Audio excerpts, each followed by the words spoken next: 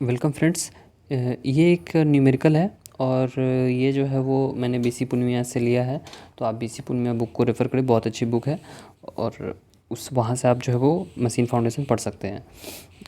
यहाँ पे आप देखो कि हमें प्रॉब्लम में दिया गया हुआ है कि एक नेचुरल फ्रीक्वेंसी एफएन की वैल्यू दी गई हुई है एक टेस्ट ब्लॉक के लिए और हमें जो है वो निकालना है मैक्सिमम एम्पलीट्यूड।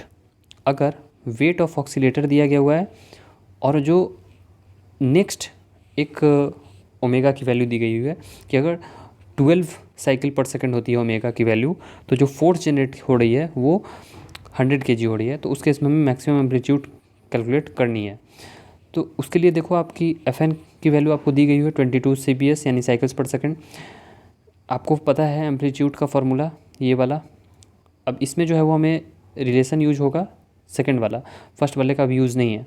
फर्स्ट वाले का यूज़ एक मैंने प्रॉब्लम नंबर 1 बताया था उसमें था। और जो एफ नॉट की वैल्यू है वो जनरेट हो रही है 100 kg। R is equal to omega upon omega n होती है, ये सभी आपको पता होने चाहिए।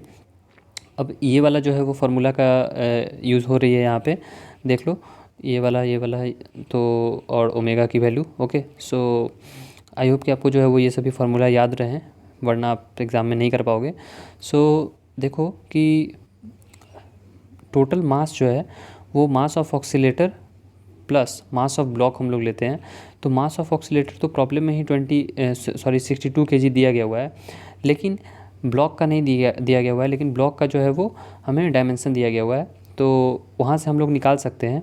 तो मैंने क्या किया है, मास निकालने के लिए जो है वो 62 kg मल्टीप्लाइड बाई 9.81 उसे न्यूटन में बदला, फिर किलो न्यूटन में बदला, और इसके लिए जो है वो volume into unit weight of concrete और डिवाइडेड बाई 9.81, ताकि वो मास में कन्वर्ट हो जाए। ओके, सो ये हमारी वैल्यू आ रही है 2.508 किलो न्यूटन पर मीटर पर सेकंड स्क्वायर।